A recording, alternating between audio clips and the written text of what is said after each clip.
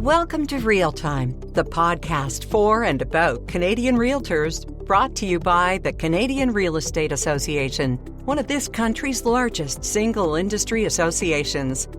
I'm your host, Erin Davis, and today it's my pleasure to share with you an amazing chat with Hamza Khan about what makes a leader. Hamza, as you'll soon hear, knows whereof he speaks. He's a best-selling author, a teacher, an avid learner, and of course, a sought-after public speaker. Mr. Khan has 2 TEDx talks that I know you're going to want to look for, especially after hearing our discussion.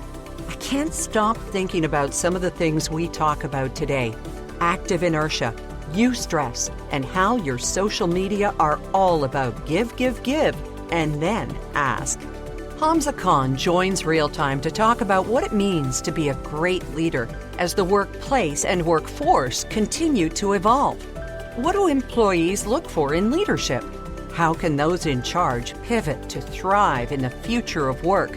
And what does that even look like? And how can employees strive to be seen as a leader in real estate?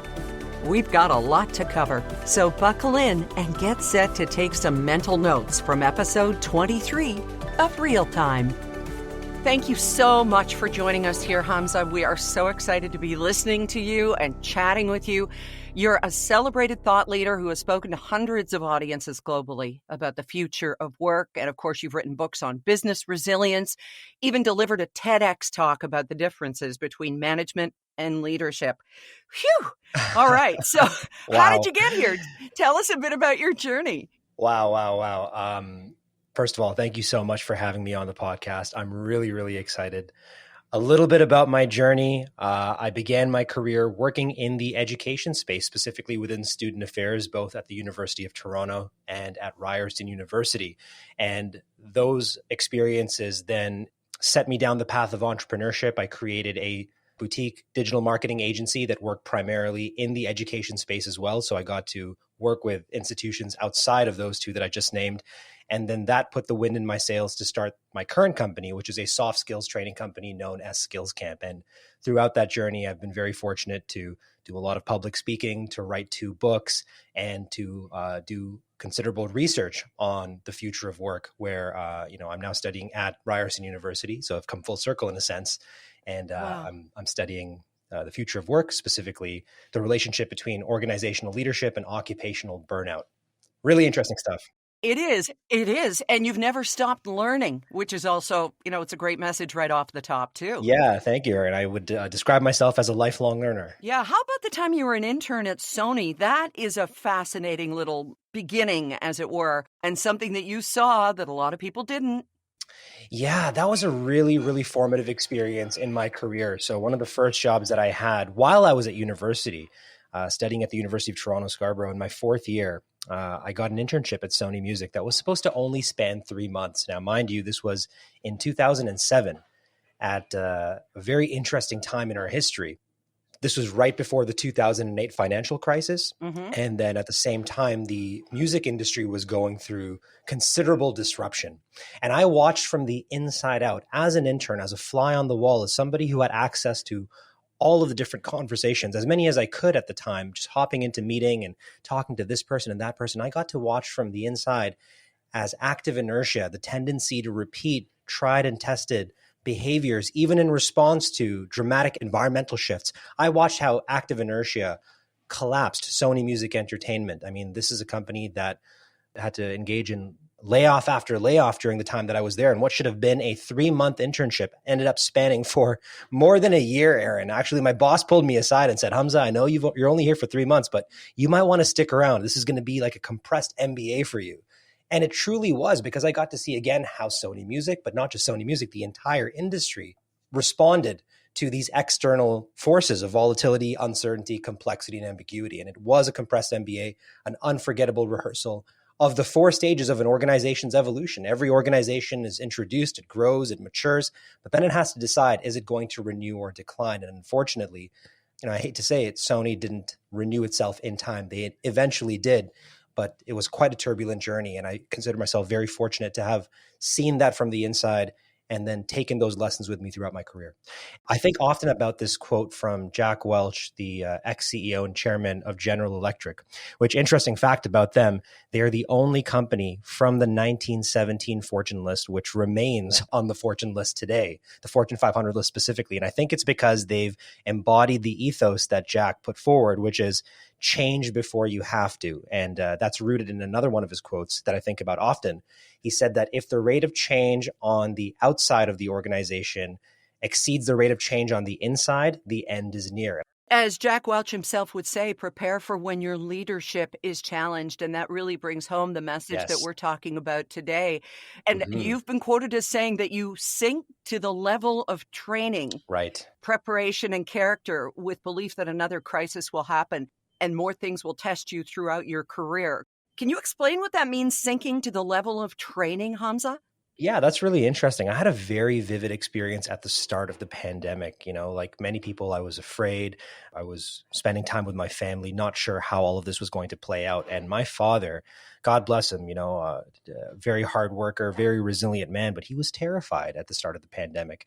And, anxiety got the best of him. And one night he suffered a panic attack. And thank God I was at home. I was able to see it and get him the necessary help. But, in that split second where I saw him fall on the ground and have a panic attack, which then led to a seizure, my mind went to a really dark place. It was an out-of-body experience. In the flash of a second, I rehearsed my entire life experience with my father, every memory, good, bad, that I've had with him, just in the blink of an eye. And when I reflected on that experience afterwards, because suddenly, in that moment, I remembered how to deal with somebody who is going through this. I remembered how to administer CPR. All of this training that I'd picked up throughout my life within the Canadian Armed Forces and courses that I've taken with the Red Cross just came back. Like I booted up a dormant program, if you will. And that, when I reflected on that experience, Aaron, it reminded me of something that I talk about quite often, especially when I'm talking about burnout and stress. There's something known as the amygdala hijack that happens to people when they're overwhelmed by sudden and unexpected stress. A part of their brain known as the amygdala, primitive part, overrides their prefrontal cortex. And the prefrontal cortex is the part of the brain that you and I are using right now. It's used for, high cognitive functions. It's used for complex planning, creativity, so on and so forth. But when we are stressed in a sudden and unexpected way, like I was when my father suffered his panic attack, the amygdala took over, it overrode and in effect hijacked the prefrontal cortex and sent blood away from my brain, away from my prefrontal cortex towards my extremities. It got me prepared for fight, flight, or freeze. And so I learned in that moment something that I had been theorizing up until that point, which is when faced with a crisis like COVID or anything for that matter, a new competitor entering into the space, a conflict at work, whatever the case may be, a leader doesn't actually rise to the occasion. That's an optical illusion caused by other leaders falling back. Okay. And you sink to the level of your training and preparation. And your preparedness for that leadership moment depends not on what happens in the moment. It depends on the days, weeks, and years of planning and preparation that go into that. Hamza Khan polishes his crystal ball and focuses on soft skills and what we can expect the next decade to bring. One thing it's hard to predict is style, but you can stay on top of what's new and now in everything from housing trends to design tutorials at Realtor.ca Living Room. Check it out for inspiring and entertaining articles, always at Realtor.ca. And now, back to Hamza Khan. Hamza, your keynotes are grounded in preparing organizations to thrive in the future of work. Right.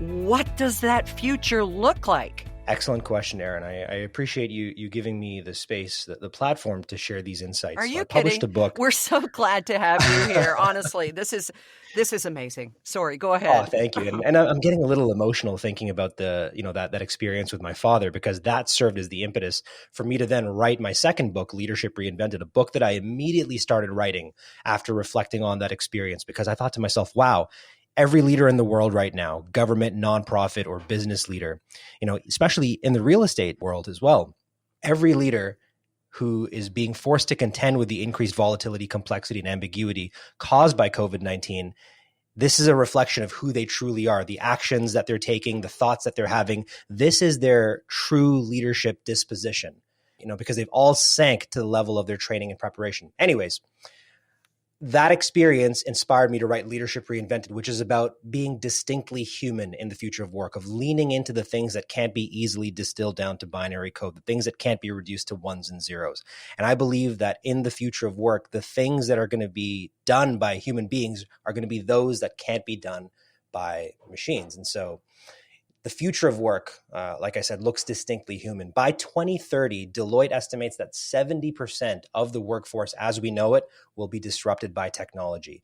Advances in automation, machine learning, artificial intelligence, you name it. And like I said, what's left will be the jobs that can only be done by humans, and those jobs will require the soft skills, creativity, collaboration, critical thinking.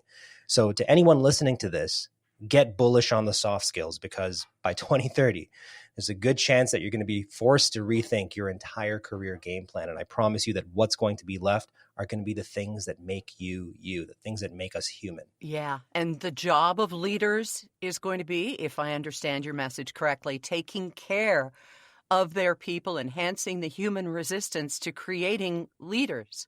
Amen. Absolutely. Couldn't have said it better. You did say it. I've read your stuff. You've also said something that stuck with me from the jump, and it should be a meme, it should be a t-shirt, it should be on everybody's desk. If we have desks, you can't always make the right decision, but you can make a decision and then make it right. Story of my life. That's beautiful, because it encompasses forgiveness of ourselves, right, for others to look at us and see the humanity. But can we delve into that a little bit deeper, please, Hamza?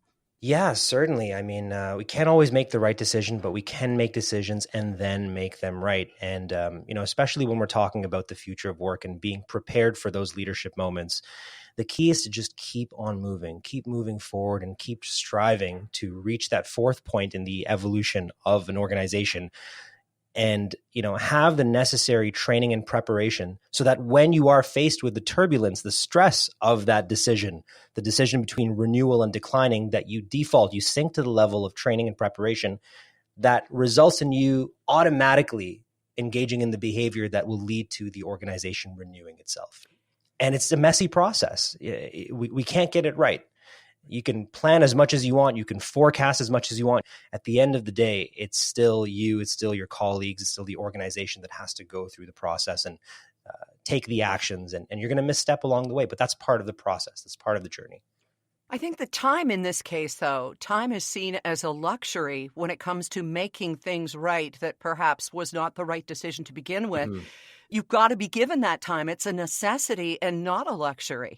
Yeah, well said. And I think it was Boston Consulting Group who said that changes that were planned over the next 5 years will need to be made in the next 2. That's how much time is being compressed, according to them, as a result of the pandemic. I mean, every organization, entrepreneur included, sole proprietor, somebody listening to this who might just be an agent of one, running a one-person operation, that includes them too. They're going to have to change faster than they think. And so we don't have as much time as we thought. Why is it compressed? I think a whole host of factors. Again, I keep on coming back to that acronym that I learned when I was in the Canadian Armed Forces as a way to describe our external environment: volatile, uncertain, complex, and ambiguous. VUCA, right? Mm-hmm. If I had to break them down even further, the more volatile the environment, the faster and further conditions change. The more uncertain the environment, the harder it is to forecast. The more complex the environment, the harder it is to analyze. And the more ambiguous the environment, the harder things are to decipher. And, another way to think about VUCA, those 4 forces, is as entropy. It's essentially a law of the universe that things that are unattended to get worse over time. And so, if anybody listening to this is engaged in avoidance, if they're ducking and cowering and thinking that the external environment will reset to a more comfortable time, I think they're in for a rude awakening. Like I said, if left unchecked, disorder and randomness tends to increase over time. So let's just put it this way, Aaron. Chaos is hungry for failing organizations, failing professionals, and it thrives when people are unprepared. That's chilling? Mm-hmm. And undoubtedly dead on. We'll be back in a moment with leadership speaker, author, educator, and so much more, Hamza Khan, imagining the world anew and envisioning fresh ways to work. Celebrate 2 years of Real Time with us by revisiting some of our most popular episodes from these 2 seasons. We've talked about design ideas, social issues that affect us all, no matter where we live, living green, and plenty of great ideas on how to get your message out. Hamza discusses that a bit later, too. So catch them all and be sure to subscribe so you don't miss one episode of Real Time. So, other than the entropy that we've talked about, what work-related trends are we seeing as a result of the pandemic? Let's get positive here, because there have been a lot of good things that have come out of this, as we now have 2 years in the rearview mirror. Totally. So let's look at that and what you think is or are likely to stick. Yeah, and I appreciate you shifting us in this direction, because I think, especially given the focus of my research, it tends to focus on the consequences of inaction. It tends to focus on the people and the organizations who aren't moving fast enough. Mm-hmm. But you're absolutely right. There's so much to be gained by this. And I often think about a quote from a poet by the name of Arundhati Roy, who wrote at the start of the pandemic. She wrote, "Historically, pandemics have forced humans to break with the past and imagine their world anew. This one is no different. It is a portal, a gateway between one world and the next." And I love that quote, because it gives everyone, yourself and myself included, the permission to innovate, the permission to see new ways of working. And so your question is a really good one. What work-related trends are we seeing as a result of the pandemic, and what's likely to stick? Mm-hmm. So I think the big ones, Erin, are permanent working from home arrangements, as well as hybrid work arrangements. So those two things we have demonstrated over the last 2.5 years almost. Not only can people be productive while working from home and having flexible work arrangements, but in most cases, I would say they can be more productive. So that, I think, is going to stick. It's going to be left to the leaders to figure out how to do so in a way that also respects the need for collaboration, for the serendipity that comes from being in a physical workspace. And, there's benefits to all three of those styles: in office, hybrid, and working from home. But I think in the prevailing paradigm of work, working from home and hybrid work arrangements were the exception to the rule. So that's perhaps the biggest one that I think we're seeing as a result of the pandemic, and what's likely to stick. We're also seeing this final sweep of digitization. So any industry that hasn't been touched by digital disruption, to be honest, I mean, every other industry I can think of has gone through it, beginning with the entertainment industry back in 2007. Mm-hmm. But I think the final bastion of change is traditional education, a space that I'm intimately familiar with, that I currently work in. And, to a certain extent, I would also say the real estate industry has a couple of elements that require digitization, but I think it's already happened as a result of the pandemic. So I'm not too worried about that. We're also seeing an increase, an uptake in gig work and side hustles. So more people are getting into the industry. More people are adding on different components to their portfolio of work, which is really great.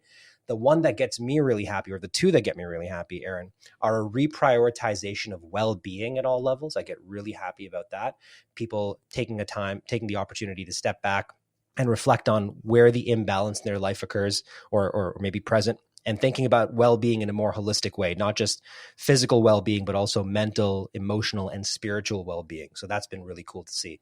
And then I also think that we're seeing a great leadership reinvention. Every leader in the world right now, myself included, is taking a hard look at their assumptions about leadership, their leadership style, and are thinking about ways to be more human-centric. And what's likely to stick from everything that I just listed right now will be everything except the great leadership reinvention. But not if we can help it. And that's why we got to get this podcast out to as many listeners as possible. Okay, the great leadership reinvention. What do you mean by that? Can you elaborate a bit on that? Sure. There's so much over here, but I'll try to keep it succinct, because I could go on for like 5 hours about just this topic alone. And we could listen, trust me. So, you think about the old way of leading, or like the old playbook. It was rooted in what was known as the Theory X style of management. And this was advanced by Douglas McGregor, a professor from MIT. And in the Theory X style of management, the leader assumes that the employees are lazy, that they want to avoid work, that they need to be micromanaged. And this is how some leaders thought about their employees at the start of the pandemic. But what was true was that, younger and younger generations, certainly my generation, Gen Y, and I know this to be true for all of the students that I teach as well in Gen Z, that they require a Theory Y style of management, which isn't really management at all. It's actually just being led. It's assuming that these people are adults. They're perfectly capable of managing themselves. They have the best of intentions. They're creative. They're self-reliant. They're resourceful, et cetera, et cetera. And, in the words of Admiral Grace Murray Hooper, you manage things and you lead people. And so the great leadership reinvention is going to see people shift away and just abandon the Theory X style altogether, unless you're dealing with, a problematic employee, in which case you might have to, step in and micromanage a little bit over here. But I would contend that it's also the leader's responsibility to see to it that those employees are phased out of the organization. I'm a big believer that there's no such thing as bad employees. There's only bad leaders. And I will be the first to say that as somebody who has been a bad leader in the past and is actively working to be a good one. So the great leadership reinvention is ultimately about 4 qualities of leaders becoming more human-centric. That's prioritizing people over everything. It's about them being change friendly, making innovation a priority. It's about becoming values driven. And, Gallup has shown this time and again that what employees want out of the workplace, more than money, more than titles, is they want purpose, they want meaning, they want engagement. And I think that being a values-driven leader is really important. And that can go into a whole other area of study, which is the Theory Z style of management. And I'm not sure we have enough time for that one. So I gave you human-centric, change-friendly, values-driven, and the last one is self-disrupting. And this goes back to the quote that I shared earlier from Jack Welch, which is change before you have to. And so all of the organizations and the people listening to this podcast who were shocked by COVID-19, this is a wake-up call for us that this event can happen. It can stress us out. It can disrupt our business. And so let's use this as the impetus to start disrupting ourselves well in advance of whatever that next disruption may be. You've also talked about embracing the flexibility. It was birthed through necessity, Totally, like so many great things. And so now, can you put that genie back in the bottle once people have said, you know what, I really hate that commute in the morning, or I'm enjoying having this melded life, this balance of home and work. Now, of course, right, with real estate and realtors, you can't do everything virtually. right. But can that flex be flexed even more in the future as we head through that great gateway, as you quoted the poet earlier? Yeah, this is going to be tricky. And I think about this all the time as somebody who does a lot of solo work. I'm studying right now attachment theory, and it's talking about how at the end of the day, we are social creatures. We need each other's company. We need to be with people that we like, including our coworkers. And the research is showing that this is a great way to reduce our stress, to reduce cortisol, and to produce oxytocin, the bonding chemical that has tremendous benefits for us just on a biochemical level alone. So being around other people, engaging with customers, with clients, with colleagues, with managers, it's really important. And I think that, Zoom and Microsoft Teams and other virtual communication technology that we've used, Slack, Discord, whatever you may be using over here, was a good holdover. It has shown us that we can maintain relationships. We can continue to do work if needed virtually, but where possible, we should find ways to incentivize employees and teams to come together in person. And I think the onus is on leaders. And I would also encourage leaders to include their subordinates in the decision-making process with the question of how can we make our shared workspaces more conducive to productivity and collaboration. And I think you'll be surprised by the answers that you get. Like where I'm recording this podcast right now, I can look out and I can see an office building right beside my home here, and it's empty. It's empty at the time of recording. And I think that's largely because if I look inside all of these windows, I see a very boring space. It's cubicles in a strange way, Erin. Cubicles kind of reinforce isolated work. Mm-hmm. So can we reimagine what a shared workspace looks like? Maybe it's hot desks. Maybe it's an eclectic combination of seating and standing arrangements. Maybe it's something that's conducive to bumping into people. It allows for the kinetic energy that comes from when the right people, the right engaged people are in a shared space together. Maybe leaders need to think about intentional ways to bring people back to the office for theme days. Maybe they can say, if you're coming back to the office 2 to 3 times a week, and let's say that that's your prerogative. On Wednesdays, from this time to this time, we put our computers away and we all meet up in the boardroom, or we all meet up in this creative space. And, we do some innovation exercises. We try to imagine what sort of organization would disrupt this one and we try to emulate attributes of that organization. So there's so many possibilities. We sometimes focus on all of the things that we've gained from working from home, but I would encourage everyone listening to this podcast to also think of the things that you've lost. And trust me, one of the things that we have lost is people and being in an environment where the magic that comes from people seeing each other and not being mediated by the screen is possible. When Hamza Khan returns, sharing the lessons he teaches about social media, this is so good. When it comes to letting people know the good you're doing in and around your community, there's one place to let that light shine, and it's through Realtors Care. Realtors Care is a national guiding principle celebrating the great charitable work done by Canadian realtors. Share your story using the hashtag RealtorsCare on your favorite social media platforms. We return now to our enlightening and fascinating talk with educator, speaker, author, and leadership expert, Hamza Khan. Part of what we are embracing now is, of course, the myriad ways that we can get our messages out, whether it's TikTok, Insta, Facebook, all of these different platforms. How important is it for people to be using these keys in order to reach the audience? And what do you put out there? You have a pretty good formula as to the give and ask that's really important for people to hear.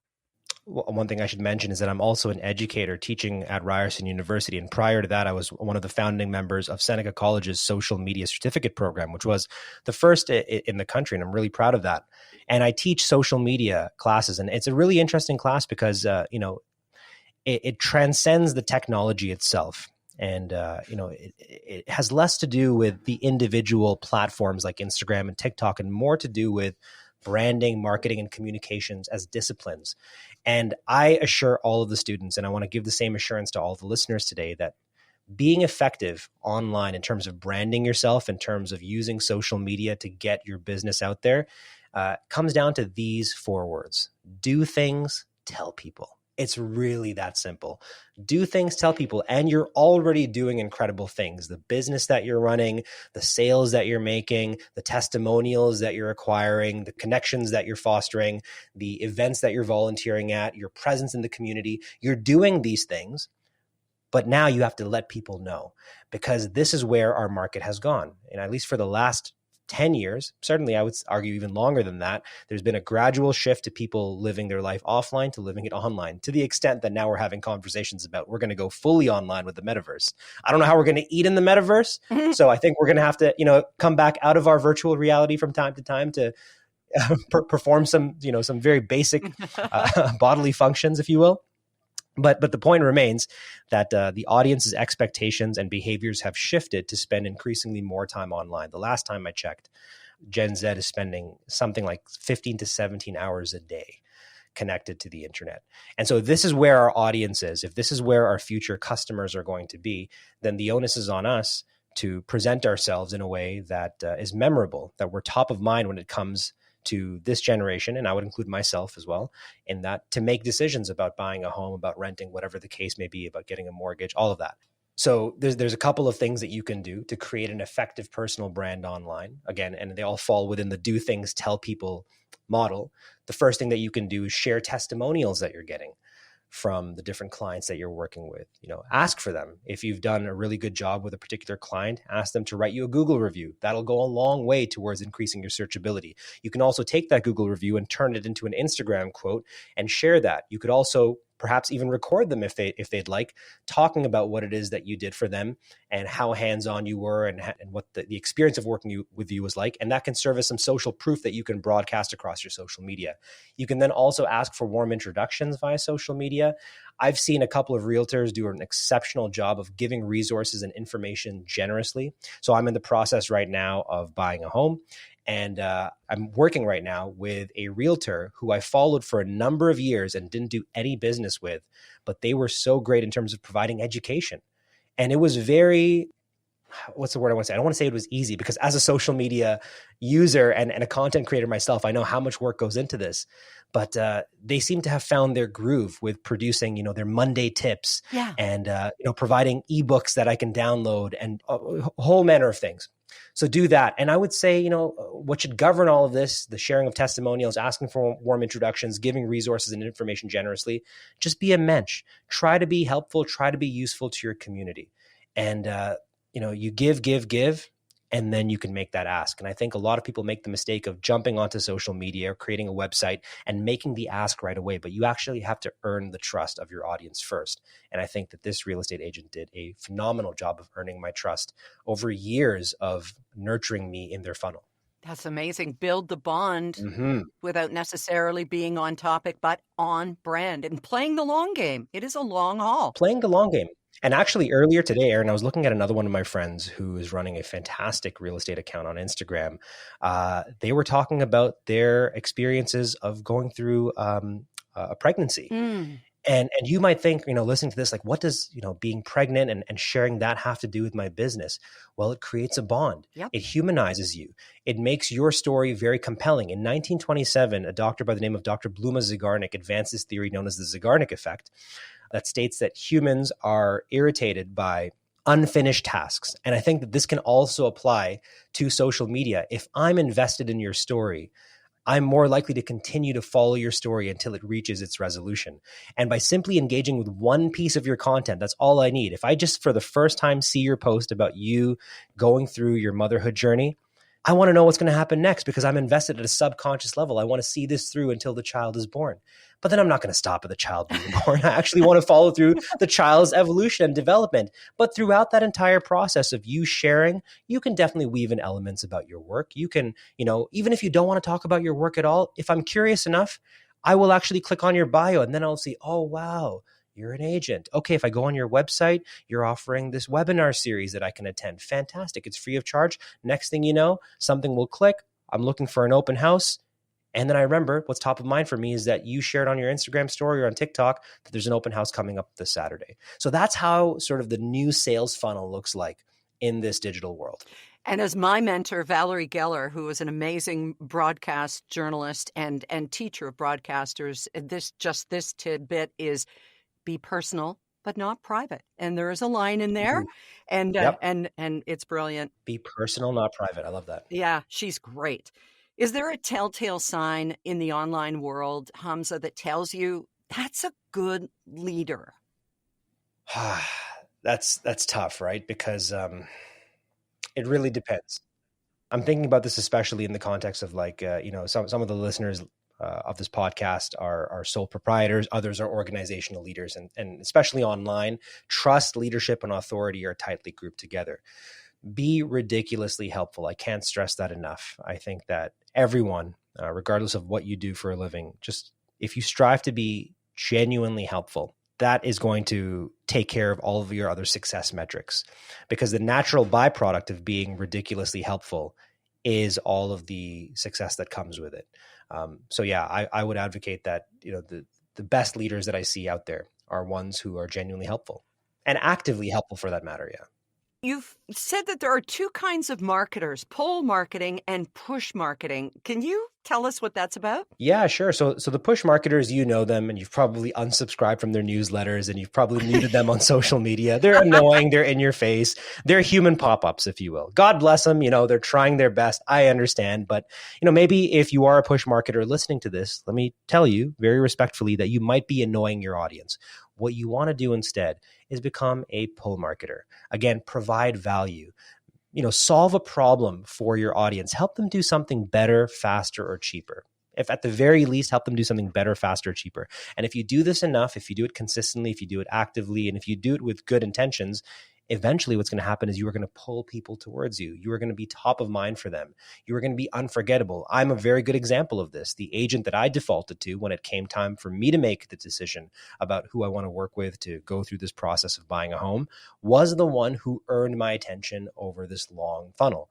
I was pulled to them. They didn't have to push their services to me. They pulled me into their orbit. Excellent. Now, how can sole proprietors, Hamza, like many of our realtor listeners, strive to be seen as leaders in their field? And I know you've been reading a really good book that has this acting as if sort of an underlying theory here. Have you got anything out of that you can share with us? Winning by Tim Grover. What a book. It's quite an intense read, I must say. But again, I feel like a broken record over here, but I think it's worth repeating over and over again. But you just have to be useful. You have to give. And that's how you're seen as a leader. It's very clear to your audience that you are helping other people. So unabashedly share those testimonials that I alluded to earlier. Capture them and share them. Like I said, if you've done a great sale, if somebody is happy with your level of service and you're working with them, make that known to your followers. It's a feel-good story. It'll impress people, and it'll create the narrative in their minds that you are somebody who is helpful, who can get the job done, who is effective, who is, again, human-centric, has all the values that we've been talking about throughout this entire discussion that we've been having so far. So act like the sort of person that you would want to work with. Act like the sort of person that you would do business with. Act as if you are already this successful business owner, this business person, this realtor, whatever you may be right now. Act as the best version of yourself and conduct yourself accordingly online, and the rest will take care of itself, I promise you. Our final segment with Hamza Khan is next, and we're going to talk about stress. And guess what? There is a good kind. And he's going to share that insight and wisdom with us in just a moment. Whether you like to unwind or get a kickstart with a latte or an Earl Grey, we've got just what you need at Krea Cafe. It's a cozy place for realtors to connect on the latest real estate news and industry developments. Kick back with your favorite beverage and spend some time at KreaCafe.ca. Now, as we've discussed, real estate runs on an entrepreneurial spirit, and certainly so do you. So tell us, how do you stay grounded and healthy and avoid burnout, Hamza? Yeah, that's a great question. And there's something that's very helpful in the conceptualization of burnout known as the conservation of resources theory. So we experience stress typically in three instances. The first one, when there's a threat of a loss of resources.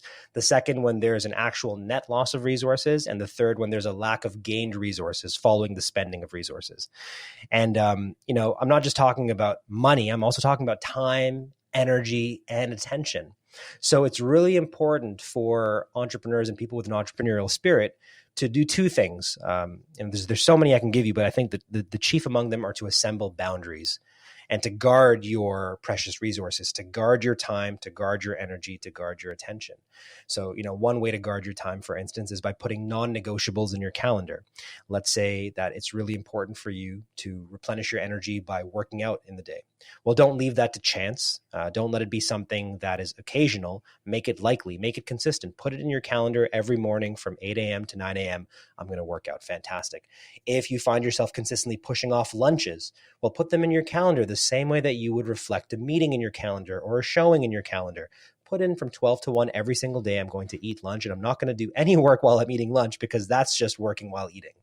So assemble those boundaries against your precious resources, number one. And that also includes your attention. So being very intentional, for instance, about turning off notifications, maybe using some sort of app. Like I use the Pomodoro technique to guide how I work. I work in 25-minute bursts with 5-minute breaks. The second part of the solution that I would advocate for entrepreneurs and those who are entrepreneurially spirited is a guilt-free replenishment of your energy. So imagine that every day you start your day with 4 full buckets of energy, and you have the mental bucket, the emotional bucket, the physical bucket, and the spiritual bucket. And you empty these buckets as the day's tasks require. Now, most people, they wait until the end of the day to maybe sit down with a warm meal and watch something on TV and replenish their energy, but they never quite get all of their energy back, and they go to sleep, waking up the next day feeling groggy. In the year that I burned out in 2014, I didn't take a single break for 11 months. And I hoped that I could take this miraculous trip around the world in December of 2014 and recover. But unfortunately, I burned out in the process. I learned the hard way that if you don't pick the time to relax, your body will pick it for you. And it usually picks the most inopportune time. So replenish your energy on a daily basis, ideally throughout the day if you can. If you have the opportunity in the middle of the day, if you're big on naps and you can take a nap, take a nap. If you have the opportunity to drop your kids to school and that replenishes your energy, build that into your calendar. Make that non-negotiable. Guilt-free replenishment of your energy, I would argue, is part of your job. It's not a nice to have. It's not an augment. It is essential to the work that you do. I love that. It's permission. Thank you. Mm-hmm. And then there's your idea of reconceptualizing bad stress as good stress. Ooh. Yes. I thought, like many of the listeners, that there's only one kind of stress, distress. And that is stress that causes trouble, danger, feelings of alarm. But I learned after I had burned out in 2014 that there is such a thing as good stress, eustress, EUSTRESS. And this is stress that is healthful, plentiful, is a precursor to something more desirable. And research out of Stanford by Dr. Kelly McGonigal, who wrote The Upside of Stress, a fantastic book, by the way. She revealed through her research that simply reframing a stressful experience as one that produces eustress instead of de-stress is enough to change your reaction, your body's reaction to that stressor. You actually register that stressor as less stressful. And I actually did this quite recently too. You know, I'm in a master's class right now, and I thought to myself, oh man, I don't want to do this. It's a huge drag on my time, and I don't feel quite ready for this. And I found myself going into a mental spiral. And then I took a step back and said, well, this is actually a precursor to something more desirable. I want to continue to develop my understanding of this subject matter. I want to become more, adept at the work that I do. And so this is necessary for me. This is the thing I got to do to get to do the thing that I want to do. And I know that many of the listeners right now feel that way about a lot of their portfolio. There's things that you don't like to do right now that are causing you psychological stress. And coming back to the conservation of resources theory, you might be perceiving it as a threat, a net loss, or an insufficient reward. But I promise you, if you drop a T-chart and in one column you write down distress and the other you write down eustress as the labels, and then you just move things from one column to another, there's a very, very good chance that the things that you are perceiving to be stressful right now, for example, let's say updating listings, you think, wow, I don't have the time for that right now. It's really stressful. But if you see this as important to building your book, to meeting your targets, and then you take it a step further, what is the transcendent end result of doing this work? Well, I get to, have all the things that I want and enjoy them with my family. I promise you that you will actually process that stressor quite differently. That's amazing. And as we end, could you, there's just been so much. You have filled our buckets again and again here, Hamza. If you could share one last tip to help our listeners become stronger leaders, what would it be? Ooh, okay. Ready for this one? I am. As counterintuitive as it sounds, be more human. Be more human. Is there any way you can elaborate on that at all? Absolutely. So coming back to an earlier question that you asked about what the future of work looks like, I think that, again, everything that can be automated will be automated. And by the year 2030, we are going to find ourselves in a very, very different epoch of work than the one we are in right now. And the most effective leaders, the ones who are able to attract and retain and engage top talent, the most effective entrepreneurs, those who are able to compel others to work with them, the most happy people are going to be those who have made considerable investments in their humanity. These are people who have gotten bullish on soft skills. They're creative, they're empathetic, they're emotionally intelligent, they're collaborative. Again, the jobs that we're going to do in the future of work are going to be those that can't be done by the machines or can't be easily done by them. And so you just have to extrapolate a little into the future, not that far, just 2030. Those jobs are going to be distinctly human. That is what is going to remain at the end of the day. And in the words of futurist Alvin Toffler, I think about this quite often. He said that the illiterate of the 21st century won't be those who can't read and write. It'll be those who can't learn, unlearn, and relearn. So mental dexterity, flexibility is another fantastic skill to invest in that'll allow everybody listening to this to be prepared for when the next change comes and to continue to change themselves and arrive at that fourth stage of the organization's evolution and renew every single time. And in this way, you cross the chasm of time and again. Thank you so much for the time you've spent with us today. You went past your Pomodoro rule of 25 minutes, and we are so grateful to you, Hamza. It's been a pleasure, and all the best to you in the future. And thank you for helping us with ours. Thank you so much, Erin. I really, really appreciated this. And we appreciate you listening and joining us for this 23rd episode of Real Time from the Canadian Real Estate Association. We know your time is precious, and thank you for spending some of it with us.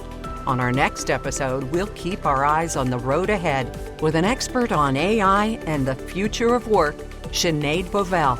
You're not going to want to miss it, so be sure and hit that subscribe button. Real Time is produced by Rob Whitehead with Real Family Productions and Alphabet Creative.